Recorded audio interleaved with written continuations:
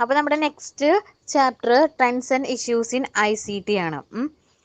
ഇനി ഇതിൽ നമുക്ക് പഠിക്കാനുള്ളത് കുറച്ച് ബേസിക് ആയിട്ടുള്ള, അതായത് ഇപ്പോൾ നമുക്ക് സ്റ്റാർട്ടിങ്ങിൽ വരുന്നത് മൊബൈൽ കമ്പ്യൂട്ടിംഗ്, അതുപോലെ ഓപ്പറേറ്റിംഗ് സിസ്റ്റം, പിന്നെ അതുപോലെ തന്നെ ഇൻഫർമേഷൻ സെക്യൂരിറ്റി. ഈ ടോപ്പിക്സ് ആണ് മെയിൻലി ഈ ഒരു ചാപ്റ്ററിൽ വരുന്നത്. ഇനി ഫസ്റ്റ് തന്നെ നമ്മൾ പറയുന്നത് എന്താണെന്ന് വെച്ചാൽ മൊബൈൽ കമ്പ്യൂട്ടിംഗ് ആണ്. മൊബൈൽ കമ്പ്യൂട്ടിംഗ് എന്ന് പറഞ്ഞൊരു ടെക്നോളജിനെ പറ്റിയാണ് നമ്മൾ ഫസ്റ്റ് നോക്കുന്നത്. അപ്പോൾ ഈ ഒരു മൊബൈൽ കമ്പ്യൂട്ടിംഗ് എന്ന് പറഞ്ഞിട്ടുണ്ടെങ്കിൽ ഒരു ടെക്നോളജിയാണ്, അതായത് വയർലെസ് ഡിവൈസസ് യൂസ് ചെയ്തിട്ട് നമ്മൾ ഇൻഫർമേഷൻസ് പാസ് ചെയ്യാം. ഇതാണ് നമ്മൾ മൊബൈൽ കമ്പ്യൂട്ടിംഗ് പറയുന്നത്. അത് ഇപ്പോൾ ഒരു മൊബൈൽ കമ്പ്യൂട്ടിംഗ് എന്ന് പറഞ്ഞാൽ ഒരു മൊബൈൽ മാത്രമല്ല, അത് എനി വയർലെസ് ഡിവൈസസ്, അതിപ്പോൾ ലാപ്ടോപ്പ് ആയിരിക്കാം, ഒരു ടാബ്ലറ്റ് ആയിരിക്കാം, അല്ലെങ്കിൽ ഒരു നോട്ട്ബുക്ക് ആയിരിക്കാം, അങ്ങനെ വയർലെസ് ആയിട്ടുള്ളൊരു ഡിവൈസിനെയാണ് നമ്മൾ മൊബൈൽ കമ്പ്യൂട്ടിംഗ്. ഇത് യൂസ് ചെയ്തിട്ട് നമ്മൾ എന്ത് ചെയ്യാണ്, ഇൻഫർമേഷനെ ട്രാൻസ്മിറ്റ് ചെയ്യാനും അതുപോലെ തന്നെ റിസീവ് ചെയ്യാനും പറ്റും. അതായത് ഇതിൽ നോക്കി, it is A technology that has computing capability and can transmit or receive data while in motion. അതായത് വയർലെസ് ആണ്, നമ്മൾ ഒരിക്കൽ എന്താണ് പോർട്ടബിൾ ആണെന്ന് പറയും. അതായത് നമുക്ക് ഒരിക്കൽ ഒറ്റൊരു സ്ഥലത്ത് മാത്രമല്ല അതിനെ പ്ലേസ് എവിടേക്ക് വേണമെങ്കിലും നമ്മൾക്ക് എങ്ങോട്ട് മൂവ് ചെയ്യുമ്പോഴും അതിനെന്ത് ചെയ്യാൻ പറ്റും, നമുക്ക് ക്യാരി ചെയ്യാൻ പറ്റും. സോ ഇങ്ങനത്തെ ഒരു ടെക്നോളജിനെയാണ് നമ്മൾ മൊബൈൽ കമ്പ്യൂട്ടിംഗ് എന്ന് പറയണത്. ഇനി ഇതിൻ്റെ ഡിവൈസസ് എന്താ എക്സാമ്പിൾ പറഞ്ഞ പോലെ നോക്കിയേ, mobile computing requires portable computing devices. Portable എന്ന് പറഞ്ഞാൽ നമുക്ക് ഈസി ടു ക്യാരി എന്നാണ് പറയുന്നത്. നമ്മുടെ കയ്യിൽ ഒതുങ്ങുന്ന ഡിവൈസിനെയാണ് നമ്മൾ പോർട്ടബിൾ ഡിവൈസ് എന്ന് പറയുന്നത്. So mobile computing requires portable computing device like laptop, tablets, smart phone etcetera. Then wireless communication network and connectivity to internet. അപ്പോൾ എന്താണ് നമുക്ക് വയർലെസ് ആയിട്ട്, അത് പോർട്ടബിൾ ആയിട്ടുള്ള ഡിവൈസ് ആയിരിക്കണം, അതുപോലെ വയർലെസ് ആയിട്ട് നമുക്ക് എന്ത് ചെയ്യാൻ പറ്റണം, അതിൽ നമുക്ക് നെറ്റ്വർക്ക് ആണെങ്കിലും കണക്ഷൻ, ഇൻ്റർനെറ്റിൻ്റെ കണക്ഷനൊക്കെ നമുക്ക് അതിൽ ചെയ്യാൻ പറ്റും. ഇതിനെയാണ് നമ്മൾ മൊബൈൽ കമ്പ്യൂട്ടിംഗ് എന്ന് പറയുന്നത്. അപ്പോൾ മൊബൈൽ കമ്പ്യൂട്ടിംഗ് എന്ന് നമ്മളൊരു വേർഡ് കേൾക്കുമ്പോൾ അത് മൊബൈൽ മാത്രമല്ല, എന്തൊക്കെയാണ് ലാപ്ടോപ്പ് ആയിക്കോട്ടെ, ടാബ്ലറ്റ്, നോട്ട്ബുക്ക്, അങ്ങനത്തെ ഡിവൈസിനൊക്കെ നമ്മൾ ഇന്ന് തന്നെയാണ് പറയുക മൊബൈൽ കമ്പ്യൂട്ടിംഗ് എന്നാണ് പറയാം. ഇനി നമുക്ക് മൊബൈൽ കമ്മ്യൂണിക്കേഷൻ ജനറേഷൻസ് ആണ് നെക്സ്റ്റ്. അതായത് ഇപ്പോൾ നമ്മൾ ഇപ്പോൾ മൊബൈൽ ഏറ്റവും സ്റ്റാർട്ടിങ്, അതായത് ഫസ്റ്റ് ജനറേഷൻ, സെക്കൻഡ് ജനറേഷൻ, അതുപോലെ തേർഡ്, ഫോർത്ത്, അങ്ങനെ ഓരോ സ്റ്റാർട്ടിങ് തൊട്ടാണ് ഇതിൽ പറയണത്. നമുക്ക് ഏറ്റവും സ്റ്റാർട്ടിങ്ങിൽ ഫസ്റ്റ് ജനറേഷനിൽ എന്താണ് യൂസ് ചെയ്തത്, അതായത് എന്ത് സിസ്റ്റംസ് അല്ലെങ്കിൽ എങ്ങനെയാണ് നമ്മൾ കമ്മ്യൂണിക്കേറ്റ് ചെയ്തിരുന്നത്. അത് കഴിഞ്ഞ് കുറച്ച് നാൾ കഴിഞ്ഞപ്പോൾ വീണ്ടും അഡ്വാൻസ്ഡ് ടെക്നോളജി വന്നു. സോ ആ ഒരു ഫസ്റ്റ് ജനറേഷൻ കഴിഞ്ഞ് സെക്കൻഡ് ജനറേഷൻ വന്നു. അങ്ങനെ ടെക്നോളജീസ് ഡെവലപ്മെന്റ് അനുസരിച്ചിട്ട് നമ്മുടെ ഡിവൈസുകളിലും എന്ത് ചെയ്തു, ചേഞ്ചസ് വരാൻ തുടങ്ങി. അപ്പം നമ്മൾ ഓരോ, അതായത് നമ്മൾ എന്താണ് പറയണത്, ഓരോ സ്റ്റേജസും അല്ലെങ്കിൽ ഓരോ സമയം, അതായത് ആ ഒരു ഡിവൈസിനനുസരിച്ചിട്ട് അതിൻ്റെ കപ്പാസിറ്റി അനുസരിച്ചിട്ട്, അത് റിസീവ് ചെയ്യാനും ട്രാൻസ്മിറ്റ് ചെയ്യാനുള്ള കപ്പാസിറ്റി അനുസരിച്ചിട്ട് നമ്മൾ അതിനെ എന്ത് ചെയ്യണം, ഓരോ ജനറേഷൻസ് ആയിട്ട് നമ്മളതിനെ ഡിവൈഡ് ചെയ്യണം.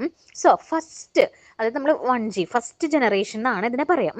ഈ ഒരു ഫസ്റ്റ് ജനറേഷനിൽ നമുക്ക് അനലോഗ് സിസ്റ്റം ആയിരുന്നു അവിടെ ഉണ്ടായിരുന്നത്. അതായത് വോയിസ് മാത്രമേ നമുക്ക് അതിൽ എന്ത് ചെയ്യാൻ പറ്റുള്ളൂ, സെൻഡ് ചെയ്യാനും അതുപോലെ തന്നെ റിസീവ് ചെയ്യാനും നമുക്ക് പറ്റുള്ളൂ, വോയിസ്.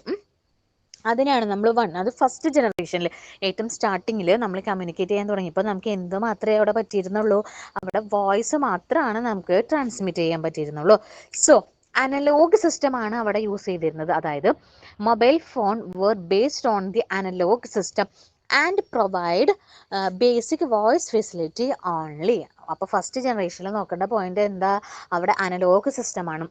അനലോഗ് സിസ്റ്റം എന്ന് പറഞ്ഞാൽ എന്താണ്, നമുക്ക് വോയിസ് ഓൺലി ആണ്, വോയിസ് മാത്രമേ നമുക്ക് എന്ത് ചെയ്യാൻ പറ്റിയിരുന്നുള്ളൂ, എക്സ്ചേഞ്ച് ചെയ്യാൻ പറ്റിയിരുന്നുള്ളൂ. അപ്പം നമ്മുടെ സ്റ്റാർട്ടിങ് സ്റ്റേജിൽ ഒരു മൊബൈലിൻ്റെ ഏത് ഡിവൈസസിൻ്റെ ഒക്കെ കാര്യം പറയുകയാണെങ്കിൽ നമ്മൾ സ്റ്റാർട്ടിങ് സ്റ്റേജിൽ എന്ന് പറഞ്ഞിട്ടുണ്ടെങ്കിൽ എന്തായിരുന്നു, അനലോഗ് സിസ്റ്റം ആയിരുന്നു. അനലോഗ് സിസ്റ്റം എന്ന് പറഞ്ഞിട്ടുണ്ടെങ്കിൽ ഓൺലി വോയിസ് മാത്രമേ നമുക്ക് ട്രാൻസ്മിറ്റ് ചെയ്യാൻ പറ്റൂ. ഇനി നെക്സ്റ്റ് ആണ് 2G. 2G എന്ന് പറഞ്ഞാൽ എന്താണ്? Second generation systems. Second generation സിസ്റ്റത്തിൽ നമ്മൾ എന്താണ് അവിടെ ചെയ്തിരുന്നത്? നമുക്ക് മൾട്ടിമീഡിയ മെസ്സേജ് സർവീസസും കൂടി ഇൻക്ലൂഡ് ചെയ്യാൻ പറ്റിയിരുന്നു. അപ്പോൾ മൾട്ടിമീഡിയ മെസ്സേജ് എന്ന് പറഞ്ഞാൽ എന്താ? MMS. MMS എന്ന് പറഞ്ഞാൽ എന്താ? നമുക്കത് ടെക്സ്റ്റ് അയക്കാം, ഫോട്ടോ ആയിരിക്കും, ഓഡിയോ ആയിരിക്കും, അങ്ങനെ എനി ഇൻഫർമേഷൻ ആണ് നമ്മൾ ഇതിൽ കൊടുത്തിരുന്നത് 2G. അപ്പോൾ 2G network follow digital system for communication. അപ്പോൾ ഇവിടെ നോക്കേണ്ട പോയിന്റ് എന്താ? 1Gയിൽ നമ്മൾ അനലോഗ് സിസ്റ്റം ആയിരുന്നു, 2Gയിൽ നമ്മളോട് ഡിജിറ്റൽ സിസ്റ്റമാണ് കമ്മ്യൂണിക്കേഷന് വേണ്ടിയിട്ട് യൂസ് ചെയ്യുന്നത്. Picture, messages and MMS were introduced in 2G. അപ്പം 2G അതായത് സെക്കൻഡ് ജനറേഷനിലായിരുന്നു നമുക്ക് മെസ്സേജുകൾ, അതായത് ഏത് ഫോർമാറ്റിലാണ്? വോയിസ് ആയിട്ടും അതുപോലെ പിക്ചേഴ്സ് ആയിട്ടും എനി മൾട്ടിമീഡിയ കണ്ടന്റ്. സോ ഈ കണ്ടന്റ്സ് ഒക്കെ നമുക്ക് സെൻഡ് ചെയ്യാനും അതുപോലെ തന്നെ റിസീവ് ചെയ്യാനും നമ്മൾ എവിടെ നിന്നാണ് സ്റ്റാർട്ട് ചെയ്തത്? 2Gയിലായിരുന്നു. 2G എന്ന് പറഞ്ഞാൽ സെക്കൻഡ് ജനറേഷനിലായിരുന്നു നമ്മൾ ഇതൊക്കെ സ്റ്റാർട്ട് ചെയ്തത്. അപ്പോൾ ഏറ്റവും ആദ്യം നമ്മൾ എന്തായിരുന്നു? 1Gയിൽ നമ്മൾ അനലോഗ് ആയിരുന്നു, അനലോഗ് സിസ്റ്റം ആയിരുന്നു അവിടെ ഫോളോ ചെയ്തിട്ടുണ്ടായിരുന്നത്. അനലോഗ് സിസ്റ്റം എന്ന് പറഞ്ഞിട്ടുണ്ടെങ്കിൽ എന്താണ്? അതായത് ഓൺലി വോയിസ്. ദെൻ 2Gയിലായിരുന്നു നമ്മൾ 2Gയിൽ നമ്മൾ കമ്മ്യൂണിക്കേറ്റ് ചെയ്യാൻ വേണ്ടിയിട്ട് യൂസ് ചെയ്തിരുന്ന സിസ്റ്റം ആയിരുന്നു ഡിജിറ്റൽ സിസ്റ്റം. ഇവിടെ പിക്ചേഴ്സും MMS ഒക്കെ ആയിട്ട്, അതായത് നമുക്ക് എല്ലാം നമുക്ക് എന്ത് ചെയ്യാൻ പറ്റും? മെസ്സേജ് ആയിട്ട് സെൻഡ് ചെയ്യാനും അതുപോലെ തന്നെ റിസീവ് ചെയ്യാനും പറ്റിയിരുന്നു. ദെൻ ഇതൊക്കെ കഴിഞ്ഞതിന് ശേഷം 1G കഴിഞ്ഞു, 2G കഴിഞ്ഞു. ദെൻ ഈ 2G കഴിഞ്ഞിട്ട് നെക്സ്റ്റ് ആണ് 3G. 3G എന്ന് പറഞ്ഞിട്ടുണ്ടെങ്കിൽ ഇവിടെ വോയിസ് ആൻഡ് ഡാറ്റ ആണ്, combining voice and data. Voice ആണെങ്കിലും ഡാറ്റ ആണെങ്കിലും നമുക്ക് എന്ത് ചെയ്യാൻ പറ്റും? സെൻഡ് ചെയ്യാൻ പറ്റും. ഇവിടെ ഏറ്റവും ഇമ്പോർട്ടൻ്റ് ആയിട്ട് പറയുന്നത് large amount of data using mobile phone. അതായത് നമുക്ക് സെൻഡ് ചെയ്യാൻ എങ്ങനെയാണ്? എത്ര വലിയ മെസ്സേജ്, അത് ലാർജ് എമൗണ്ട് ഓഫ് ഡാറ്റേനെ നമുക്ക് സെൻഡ് ചെയ്യാൻ പറ്റും. അതാണ് നമ്മൾ 3Gയിൽ അതായത് ഇൻട്രൊഡ്യൂസ് ചെയ്യാൻ പോണത്. ഇനി അപ്പോൾ ഇതിൽ മെയിൻലി നമ്മൾ പറയേണ്ടത് എന്താണ്? 3 എണ്ണമാണ് നമ്മളിപ്പോൾ മെയിൻലി പറയണത്. 1G ഉണ്ട്, 2G ഉണ്ട്, 3G ഉണ്ട്. 3Gയിൽ വന്നപ്പോൾ ഒന്നും കൂടി ലാർജ് ആയിട്ട് നമുക്ക് ഡാറ്റേനെ സെൻഡ് ചെയ്യാൻ പറ്റും. അതുപോലെ തന്നെ ഹൈ സ്പീഡായിട്ട്, അതുപോലെ ക്വാളിറ്റി, ഇമേജിൻ്റെ ആണെങ്കിലും വീഡിയോസിൻ്റെ ഒക്കെ ആണെങ്കിലും നമ്മൾ ക്വാളിറ്റി, അത് 3G ആണെങ്കിലും 4G ആണെങ്കിലും അതിലെന്താണ് അപ്ഡേഷൻസ് വന്നത്? ക്വാളിറ്റിയാണ്, ക്വാളിറ്റി ഓഫ് ഡാറ്റ. അത് വീഡിയോ ആയാലും ഓഡിയോ ആയാലും പിക്ചേഴ്സൊക്കെ ആണെങ്കിലും നമുക്ക് എന്താ അത്തരം ഹൈ ക്വാളിറ്റിയും മാത്രമല്ല അതിൻ്റെ സ്പീഡും. 3G കഴിഞ്ഞ് 4G വന്നാലും എന്ത് തന്നെയാണ്? സ്പീഡും അതുപോലെ ക്വാളിറ്റീസ് ഇൻക്രീസ് ചെയ്ത് വരുന്നത്. സോ ഓരോ ജനറേഷനിലും നമ്മളെ സിസ്റ്റംസ് എന്താണ് എക്സ്റ്റെൻഡ് ചെയ്ത്, അതായത് ടെക്നോളജി എക്സ്റ്റെൻഡ് ചെയ്ത് വരുമ്പോൾ അതനുസരിച്ചിട്ട് എന്താണ് നമുക്കുള്ള ബെനിഫിറ്റ്സുകളാണ് അവിടെ വരുന്നത്. അതായത് മെസ്സേജ് സെൻഡ് ചെയ്യാനും അതുപോലെ റിസീവ് ചെയ്യാനും കൂടുതൽ നമുക്ക് എന്താ സ്പീഡായിട്ടും ക്ലാരിറ്റി ആയിട്ടും അതുപോലെ തന്നെ കണ്ടന്റും നമുക്ക് എന്ത് ചെയ്യാൻ പറ്റും? ഇൻക്രീസ് ചെയ്തിട്ട് സെൻഡ് ചെയ്യാൻ പറ്റും. നോക്കിയേ, ഇതിൽ കുറച്ച്, അതായത് നമ്മൾക്കിപ്പോൾ 1G ഉണ്ട്, അതായത് 1G 2G 3G 4G 5G ഇതിൻ്റെ ഒക്കെ ഇമേജസ് ആണ് ഇതിൽ കൊടുത്തിരിക്കുന്നത്. കണ്ടോ? ഫസ്റ്റത്തെ അതായത് ആദ്യത്തേൽ നമുക്കെന്ന് പറഞ്ഞാൽ 1Gയിൽ നമ്മൾ എന്താ അവിടെ നോക്കേണ്ട പോയിന്റ്? അത് അനലോഗാണ്. അനലോഗ് എന്ന് പറഞ്ഞാൽ ഓൺലി വോയിസ്. ദെൻ 2Gയിലാണ് നമുക്ക് എന്ത് ഡിജിറ്റൽ സിസ്റ്റം ആയിട്ട് നമുക്ക് പിക്ചേഴ്സ് ഒക്കെ സെൻഡ് ചെയ്യാൻ പറ്റണത് 2Gയിലാണ്. 3Gയിലായപ്പോൾ എന്താണ്? നമുക്ക് മെസ്സേജ് ആയിട്ട് വോയിസ് ആയിട്ടും അതായത് ഡാറ്റ മെസ്സേജ്, മൾട്ടിമീഡിയ മെസ്സേജസ് ഒക്കെ നമുക്ക് 3Gയിൽ. ദെൻ 4Gയിലും 5Gയിലും ഒക്കെ എന്ത് തന്നെയാണ്? ഇതിൻ്റെ എക്സ്റ്റെൻഡഡ് ആണ്, കൂടുതൽ എക്സ്റ്റെൻഡ് ചെയ്തിരിക്കുന്നത്. ക്ലാരിറ്റി ആൻഡ് എമൗണ്ട് ഓഫ് ഡാറ്റയിലാണ് അവിടെ വേരിയേഷൻസ് വരണത്.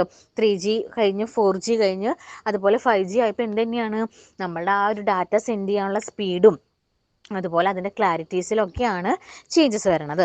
ഇതാണ് നമ്മൾ evolution of mobile wireless generations എന്ന് പറയുന്നത്.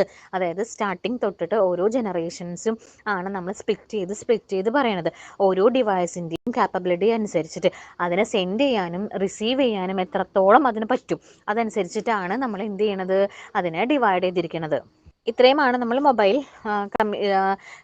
ജനറേഷൻസിൽ വരുന്നത്. ഇനി നെക്സ്റ്റ് മൊബൈൽ കമ്മ്യൂണിക്കേഷൻ ടെക്നോളജീസ് ആണ്.